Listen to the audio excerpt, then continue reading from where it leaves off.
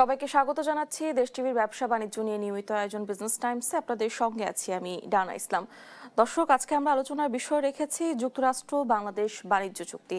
এই বিষয়ে আলোচনার জন্য আমাদের সঙ্গে একজন সম্মানিত অতিথি রয়েছেন, পরিচয় করে দিতে চাই তার সঙ্গে। আমাদের সঙ্গে রয়েছেন আব্দুল হক, সভাপতি বারভিডা। আপনাকে স্বাগত জানাচ্ছি আমাদের আয়োজনে। আমরা আজকে আলোচনার যে বিষয় রেখেছি সেটা হচ্ছে যুক্তরাষ্ট্র বাংলাদেশ বাণিজ্য চুক্তি। এই বাণিজ্য চুক্তিতে বাংলাদেশের উপর যুক্তরাষ্ট্র কর্তৃক আরোপিত 131 শর্তের মূল উদ্দেশ্য সম্পর্কে জানতে চাই এবং এটি কতটা বাস্তবসম্মত বলে আপনি মনে করেন। হ্যাঁ, অনেক ধন্যবাদ আপনাকে। দর্শক শ্রোতা সবাইকে সালাম ও শুভেচ্ছা জানাই। দেখুন, অ্যাকচুয়ালি বাণিজ্য চুক্তিটি করেছে হলো অন্তর্বর্তীকালীন সরকার। অন্তর্বর্তীকালীন সরকারের প্রধান ছিলেন নোবেল বিজয়ী প্রফেসর ডক্টর ইউনূস সাহেব। তো তাদের উপরে আমেরিকা যেভাবে ওই সময় প্রভাব বিস্তার করার চেষ্টা করেছে, তো তাদের তো রাজনৈতিক কোনো ব্যাকিং কিংবা রাজনৈতিক দলের সমর্থন ওরকমটা তাদের ছিল না। তো তারা হয়তো আমেরিকাকে তুষ্ট করার জন্য করেছে, এবং এখানে অনেকগুলো আছে নন ডিসক্লোজার, মানে প্রকাশ করা যাবে না এরকম চুক্তি আছে।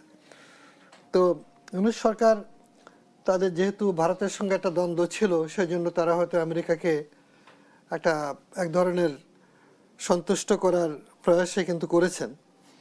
এখন সেখানে যেমন ধরেন বাংলাদেশ বিমানের জন্য 14টা বোয়িং কিনতে হবে, কিংবা আরও এরকম সব হয়তো পারচেজ আছে যেগুলো আমাদের জন্য কতটুকু প্রয়োজন, কতটুকু সাস্টেনেবল। এখন নির্বাচিত সরকার এগুলো এসে আমার মনে হয় পুনর্বিবেচনা করা উচিত, দেখা উচিত যে কোনটা পুনর্নেগোশিয়েট করা যায়, ফার্দার নেগোশিয়েট করা যায় কিনা। যে বলতে হবে যে আমাদের অর্থনীতি, যেমন আমাদের মাননীয় অর্থমন্ত্রী আমির খুরশিদ মোহাম্মদ চৌধুরী স্বীকার করেছেন যে আমাদের ব্যাংকগুলো একেবারে ধ্বংসপ্রাপ্ত, ধ্বংস কথাটা ব্যবহার করেছেন। তো সেই সময় আমাদের অর্থনৈতিক এরকম অবস্থা, আমরা বোয়িং কেনার মতো অবস্থা বাংলাদেশে আছে কিনা, এবং কিনলে পর এগুলো কি লাভজনক কিংবা সাস্টেনেবলভাবে চালানো সম্ভব কিনা, এবং অন্যান্য যে বিষয়গুলো আছে। যেহেতু পলিটিক্যাল গভর্নমেন্ট একটা বড় রকমের ম্যান্ডেট নিয়ে এসছে, তাদের কিন্তু শক্তি আছে, তাদের সমর্থন আছে, তারা কিন্তু এগুলোকে নতুন করে আলোচনায় আনতে পারে, ডেফার করতে পারে যে আমরা এখন অর্থনৈতিকভাবে খুব বিপর্যস্ত আছি। ইসরায়েল ইরান কিংবা আমেরিকা ইরান যুদ্ধের কারণে আমরা আরও বিপর্যস্ত হয়ে পড়েছি। আমাদের মানুষের হাতে টাকা পয়সা নাই, আমাদের সাধারণ মানুষরা কিন্তু ধার কর্য করে চলছে। অনেক ব্যবসায়ীরা আছে পুঁজি ভেঙে খাচ্ছে কিংবা ধার করে চলছে। আমি নিজে ফর এক্সাম্পল, আমাকে কিন্তু ধার করে চলতে হচ্ছে। এভাবে তো অনেক দিন চলা যায় না। ফলে টোটাল আমাদের যে অর্থনীতিটা, সেটা কিন্তু একটা মারাত্মক বিপর্যয়ের মধ্যে আছে। এবং নিকট অতীতে যে বিশাল অর্থ পাচার হয়েছে, এখান থেকে বিলিয়নস অফ ডলার পাচার হয়েছে, সেটার ঘাটতি মিট করা। সাধারণ মানুষ তো এগুলো বুঝে না। কেন টাকার মূল্য এত কম, কেন ইনফ্লেশন কিংবা মূল্য এত বেশি পণ্যের, কেন 1 কেজি মানে চিনি ইন্ডিয়াতে 40 টাকা হলে বাংলাদেশে 140 টাকা কেন, মানুষ কিন্তু এগুলো বুঝে না। সেজন্য সরকারকে বোঝাতে হবে এবং জনগণের কাছে এই সহজ ভাষায় জিনিসগুলো তুলে ধরতে হবে যে আমরা এই কারণে এই চুক্তিটা এই মুহূর্তে পুনর্নেগোশিয়েট করতে চাই, পুনরায় আলোচনা করতে চাই কিংবা ডেফার করতে চাই। এবং অর্থনৈতিকভাবে মানুষকে, যেমন সামনে বাজেট, আপনি সে বাজেটে সরকারের লক্ষ্য হচ্ছে রাজস্ব বৃদ্ধি করা। তো রাজস্ব বৃদ্ধি করবেন, লোকে আয় কোথায়? আপনি যদি সাবান কেনেন তাহলে ওইখান থেকে ভ্যাট সরকার পাবে। আমি যদি গাড়ি বিক্রি করি, আপনি গাড়ি কেনেন, তাহলে 30 লাখ টাকা গাড়িতে অন্তত 15 লাখ টাকা সরকার পাবে। লোকেরা কিনতে পারছে না, না কিনে। যেমন আমি এখন আপনার এখানে আসার সময় কিন্তু কিছুটা রিক্সা, কিছুটা হেঁটে অনেকটা অসম্ভব একটা অবস্থায় এসেছি। ফলে এই যে বাস্তবতা বাংলাদেশে, যেখানে আগে 3 বছর আগেও 21,000-এর মতো গাড়ি রেজিস্ট্রি হয়েছে, গত বছর হচ্ছে মাত্র 9,400। এটা অর্ধেকেরও কম। এটা কি ইঙ্গিত করে? তার মানে অর্থনৈতিকভাবে আমরা বিপর্যস্ত হয়ে পড়েছি। অতএব এই টোটাল অর্থমন্ত্রী যথার্থ বলেছেন যে আমাদের একটা সামলে চলা উচিত, দেখা উচিত। বড় কিছু তারা ট্যাক্সও ছাড় দিতে পারবে না, ইন্টারেস্ট একটু বিশাল কমবে সেটা আমরা আশা করি না। বাট যেটা পারে সেটা সরকার যাই ধার কর্য করুক, সেটার জন্য বাজারে আসে, সেটার জন্য বিজনেসে আসে, সেটার জন্য ইন্ডাস্ট্রিতে আসে, যাতে টাকাটা বাজারে রিপ্রডিউস হয়, মানুষ কিনতে পারে, শ্রমের মর্যাদা পায়, কৃষক মারাত্মকভাবে এই যে অবস্থা, এখানে উত্তরণের জন্য কিন্তু বড় রকমের একটা সংকটের মধ্যে বাংলাদেশ এখন আছে। এই যে যুক্তরাষ্ট্রের সঙ্গে বাণিজ্য চুক্তিতে বাংলাদেশের উপর একতরফাভাবে বাধ্যবাধকতা রয়েছে, কিন্তু সে তুলনায় যুক্তরাষ্ট্রকে তেমন কিছুই আসলে বাধ্যবাধকতা দেওয়া হয়নি। এত বৈষম্য কেন রয়েছে? শুনুন, আমেরিকা তো বৈষম্য, তারা যাদের সাথে যেমন ইরানকে গিয়ে হামলা করেছে, তাদের আলোচনার টেবিলে বসিয়ে রেখে তারা তাদের শীর্ষ নেতাকে হত্যা করেছে। এটা কিন্তু টোটালি, মানে কি কি বলবেন, ক্রিমিনাল বলবেন, বর্বরতা বলবেন, কি বলবেন আপনি, কোন ভাষায় বলবেন? এবং তাদের সব টপ লিডারদেরকে হত্যা করা হয়েছে। তারা এখানে গিয়ে এমনভাবে যুদ্ধ আক্রমণ করেছে যেটা আমেরিকার লোকেরাও কিন্তু পছন্দ করছে না। বাট এটা হলো আমেরিকার নগ্ন পুঁজিবাদের কিংবা দানবীয় উত্থান, যেটা পৃথিবীর গোটা বিশ্ববাসীকে কিন্তু বিপর্যস্ত করে ফেলেছে। আমেরিকার মানুষ তেল কিনতেছে এখন ডাবল টাকা দিয়ে। আমাদের মতো গরিব দেশে আমাদের লোকেরা কিন্তু এই আপনার এমনকি সবজি কিংবা কৃষি পণ্যের দাম অনেক বেড়ে যাবে। ফলে এখানে কোনো যুক্তি কিন্তু নাই, সে যা বলে তাই, মানলে মানো, না মানলে তোমাকে ইউর আউট। ফলে এখানে সরকারগুলোর কোনো চয়েস নাই। যেটা আছে, আপনাকে কৌশলী হতে হবে, আপনাকে টেকনিক অ্যাপ্লাই করতে হবে। আপনি এমন, যেমন আমরা বিপর্যস্ত আছি, সরকার বলতে পারে আমি 2 বছর আমি সময় চাই, তারপরে আমরা দেখব। আমরা আবার আলোচনায় ফিরবো, তবে একটি বিরতির পরে। দর্শক, এই পর্যায়ে নিয়ে নিচ্ছি একটি বিরতি, ফিরে আসছি বিরতির পরে, সঙ্গেই থাকুন।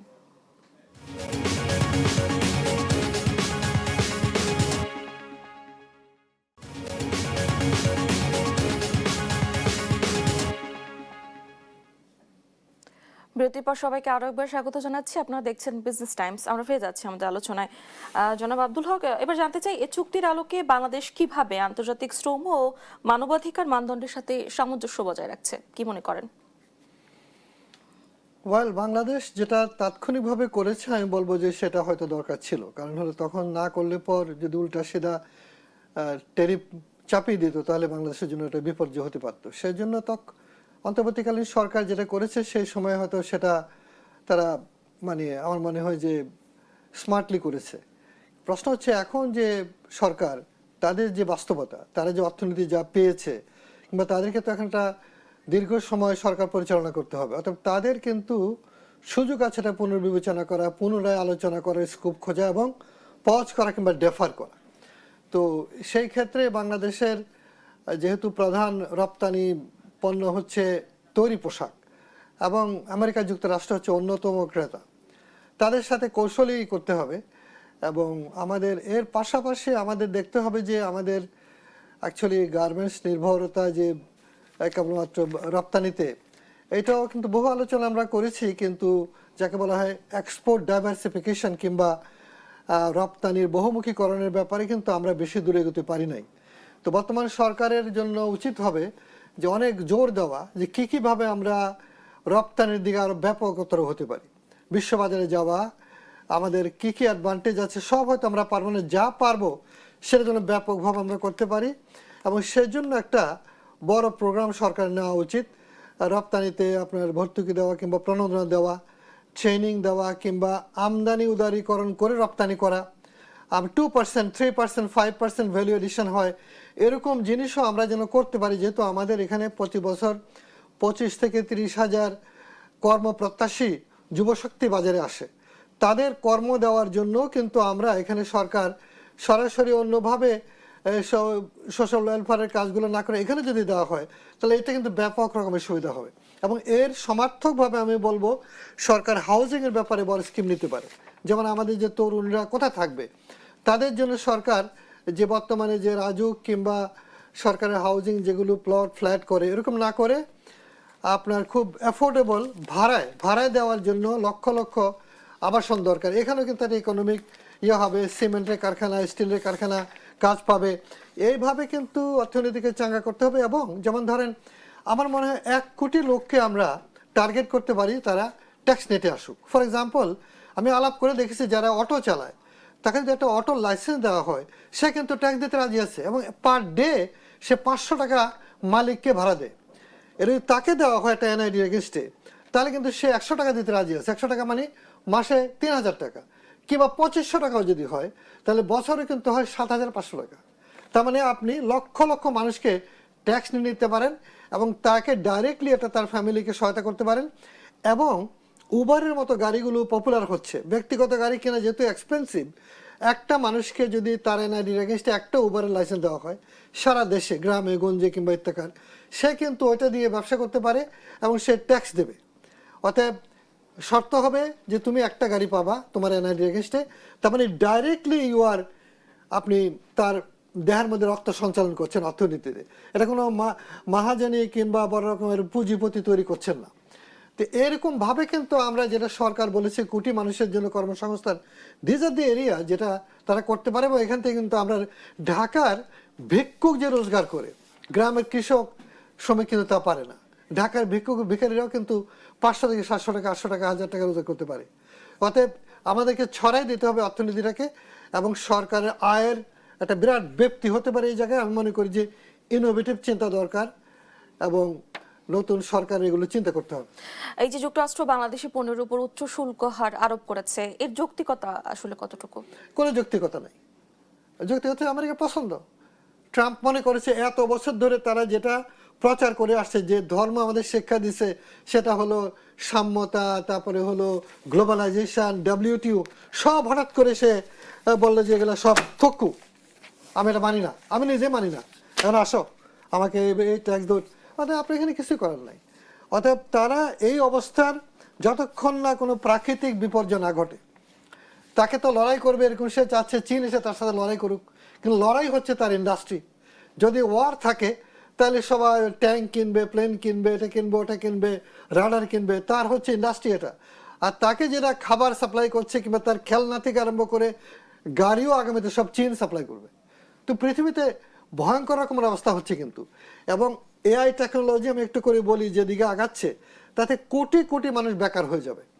এবং যেমন আণবিক শক্তিকে আপনি নিয়ন্ত্রণ করছেন, আন্তর্জাতিক আণবিক একটা কাউন্সিল করে থাকা যে তুমি এটা করতে পারবে না, AI-কেও কিন্তু যদি কন্ট্রোল না করা হয় কিংবা কোনো নিয়ন্ত্রণ না করা হয়, তাহলে কোটি কোটি মানুষ কিন্তু বিপর্যস্ত হয়ে পড়বে, না খেয়ে মারা যাবে। যেমন বাংলাদেশে এখন গ্রাম অঞ্চলে কিন্তু বহু মানুষ চিকিৎসার অভাবে মারা যাচ্ছে, বহু মানুষ হার্টের রোগী, একটু সামান্য হার্টের পাচ্ছে না, মারা যাচ্ছে। অথচ ওই মানুষটা কিন্তু আমার একটা মূল্যবান কর্মী ছিল, ইন্ডাস্ট্রির জন্য, কৃষির জন্য, বিদেশে গিয়ে মানে টাকা পাঠানো, তার জন্য কিন্তু রাষ্ট্র তেমনভাবে করতে পারছে না। অতএব আমাদের ক্ষুদ্র রাষ্ট্র, বিশাল জনগোষ্ঠী, আমরা গণতন্ত্রের নামে এইভাবে সেইভাবে যে ভয়ঙ্কর রকমের ইতিপূর্বে যা করেছি, যে বিলিয়নস অফ ডলার পাচার হয়েছে, এটা তো এই রাষ্ট্রের ভেতরে নাই, অর্থনীতি নাই, কি করে চলবে? শুধুমাত্র 1.5 কোটি মানুষ বাইরে আছে, তারা এই মাসেও $3 বিলিয়ন পাঠিয়েছে। এটা দিয়ে আপনি বৈদেশিক মুদ্রার জায়গাটা না মিট করছেন। How about industry, how about consumption? আমি তো কিনতে পারছি না। আমি কিনলে না আপনি রেভিনিউ পাবেন, আমি কিনলে আমার শরীর ভালো থাকবে, আমি ডাক্তার কাছ থেকে যেতে পারলে আমার শরীর স্বাস্থ্য ভালো থাকবে।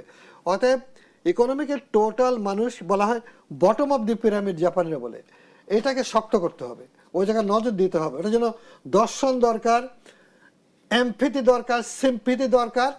এবং সেইভাবে কিন্তু মানুষ প্রত্যাশা করে যে এত বড় পরিবর্তনের পরে সরকার শাসন ব্যবস্থায় বড় পরিবর্তন আসবে। আমি আরো একটি বিষয় আপনার কাছে সংক্ষেপে জানতে চাই, কেন যুক্তরাষ্ট্র বাংলাদেশের জন্য একটি গুরুত্বপূর্ণ রপ্তানি বাজার হিসেবে বিবেচিত? কারণ যুক্তরাষ্ট্র তো আসলেই বড় একটা বাজার, কোনো সন্দেহ নাই। এবং তার এখানে সবাই, যেমন চায়নার অন্যতম ডেস্টিনেশন কি? যুক্তরাষ্ট্র। পৃথিবীর সবচেয়ে বড় বাজার কিন্তু সে, তার বাইং ক্যাপাসিটি বেশি। অর্থাৎ সেই জন্য সেটাকে আপনার নজরে রাখতে হবে। কিন্তু শুধুমাত্র তৈরি পোশাক দিয়ে আপনি আর কাহাতক যাবেন? তৈরি পোশাকে আমরা অনেক ভালো করেছি, আমাদের ইন্ডাস্ট্রিগুলো অনেক উঁচু মানের হয়েছে, কিন্তু আমরা যদি সার্বিকভাবে দেখি, যেমন চীন ওখান থেকে বেরিয়ে গিয়ে ক্রমশ হাইটেক ইন্ডাস্ট্রি, উঁচু মানের ইন্ডাস্ট্রি চলে যাচ্ছে। এই গরিব দেশ, মাত্র 40 বছর আগেও চীনের লোকেরা আমাদের মতোই প্রায় অবস্থা ছিল। রাস্তার পাশে ভাত বিক্রি করতে দেখতাম, কোনো ট্রান্সপোর্ট ছিল না, কোটি কোটি লোক সাইকেল চালাতো। এখন কোটি কোটি লোক গাড়ি চালায়, যেটা আমেরিকাতেও পাচ্ছে না। আমেরিকাকে এখন গরিব মনে হবে, কিন্তু চীন একটা সমাজতান্ত্রিক ব্যবস্থা, কমিউনিস্ট সিস্টেমে, তাকে বলা হয় রেড ক্যাপিটালিজম। তার পুঁজিবাদটা হচ্ছে তার টোটালি নিজস্ব, যে কোনো ইন্ডাস্ট্রি বন্ধ হবে না, সবাই শেয়ার করবে, কম বেতনে ভাগ করে নেবে। এইভাবে কিন্তু সে নতুন একটা সিস্টেম সারা পৃথিবীর সামনে হাজির করেছে এবং 100 কোটির উপরের মানুষকে একটা ভাবে উত্থিত করেছে, যেটা সারা পৃথিবীর জন্য একটা অবাক বিস্ময়। আমরা হয়তো সবাই সেটা স্টাডি করবো। অতএব আমার মনে আছে, আমি 94 সালে একটা আর্টিকেল লিখেছিলাম আগামী শতাব্দী চীনের, এবং আমি দেখে গেলাম, আজকে আমার বয়স এখন শেষ প্রান্তে প্রায়, তো আমরা দেখে গেলাম যে চীনের মহা উত্থান, একটা বিশাল গরিব দেশ কি করে সারা পৃথিবীতে উত্থিত হলো, এবং জ্ঞানে, প্রজ্ঞায়, ম্যানুফ্যাকচারিংয়ে, শিক্ষায়, দীক্ষায়, স্বাস্থ্যে, আবাসনে, পরিবহনে সারা পৃথিবীর কাছে একটা বিস্ময় কিন্তু। অতএব বাংলাদেশ কেন সবার থেকে আমরা দেখে শিখতে পারি। ভিয়েতনামের মতো কান্ট্রি, কমিউনিস্ট কান্ট্রি, সেও কিন্তু সমাজতান্ত্রিক দেশ। তার এখানে একটা বাসায় 800 স্কয়ার ফিটের বাসায় মন্ত্রীও থাকে এবং আপনিও থাকেন, আমি থাকি, শ্রমিকও থাকে। অতএব সেই ধারায় কিন্তু সে বাজার পুঁজিবাদকে নিয়েছে এবং পুঁজির বিন্যাসটাকে করেছে এমনভাবে যে জনগণের পুঁজিবাদ, জনগণ তার বেনিফিটটা পাচ্ছে। শুধু আমি BMW চালাচ্ছি, মার্সিডিজ চালাচ্ছি এরকম না, এবং আমার কর্মচারী রাস্তায় স্যান্ডেল ছাড়া হেঁটে যাবে এরকম না কিন্তু। অতএব বাংলাদেশকে, এমনকি জাপানের মতো পুঁজিবাদী দেশেও কিন্তু আপনার আয়ের বন্টনটার মধ্যে একটা সাম্যতা আছে, একটা যৌক্তিকতা আছে। অর্থাৎ আমাদের সামনে অনেক চ্যালেঞ্জ। বর্তমানে যেহেতু আমরা বিরাট একটা শক, একটা বেদনাকর অবস্থা থেকে বেরিয়ে এসে একটা জায়গায় উঠছি, বর্তমানে সরকারকে সময় দিতে হবে। আমরা প্রত্যাশা করব যে তারা এগুলো বিবেচনা করেই আপনার বাংলাদেশকে সামনের দিকে এগিয়ে নিয়ে যাবে। আরোপিত শর্তগুলো বাংলাদেশের তৈরি পোশাক খাতের প্রতিযোগিতা সক্ষমতায় কি ধরনের প্রভাব ফেলছে? আমরা যদি তৈরি পোশাক খাতের মানুষ নই, তবু আমি বলবো যে ট্যাক্স যতটুকু বাড়তেছে সেই সামর্থ্যটা আমাদের কমে যাচ্ছে, লাভটা কমে যাচ্ছে। তো সেই ক্ষেত্রে অনেক ইন্ডাস্ট্রি হয়তো টিকতে পারবে না, বন্ধ হয়ে যাবে। যারা টিকতে পারবে টেকনোলজির কারণে, কোয়ালিটির কারণে, অনেক বন্ধ হয়ে গেছে, অনেক বন্ধ হয়ে গেছে। সেই জন্যই বলছি যে বহুমুখীকরণ করা ছাড়া কোনো উপায় নাই। শুধুমাত্র আপনি অ্যাপারেল দিয়ে আপনি টিকে থাকবেন, কাহাতক পারবেন, সেটা চলে যাচ্ছে আফ্রিকার দিকে, সেটা চলে যাচ্ছে ভারতে। যেহেতু আপনার আছে, তাদের তুলা আছে, তাদের টেক্সটাইল আছে শক্তিশালী, তাদের সাথে কিন্তু আমরা পারবো না। তো আমরা এতদূর যে পেরে এসছি, সেখানকার পুঁজিটা নিয়ে যদি আমরা যাকে বলা হয় ডাইভার্সিফাই করি, বহুমুখীকরণ করি, তাহলে শুধুমাত্র আমাদের জন্য সামনে আমার মনে হয় যে একটা ভবিষ্যৎ তৈরি হতে পারে। জনাব আব্দুল হক, আপনাকে অসংখ্য ধন্যবাদ আমাদের সঙ্গে আলোচনায় যুক্ত হওয়ার জন্য। ধন্যবাদ। দর্শক, আমাদের আজকের আলোচনা এ পর্যন্তই। পরবর্তী আয়োজনের জন্য সবাইকে আমন্ত্রণ রইল। ধন্যবাদ সবাইকে।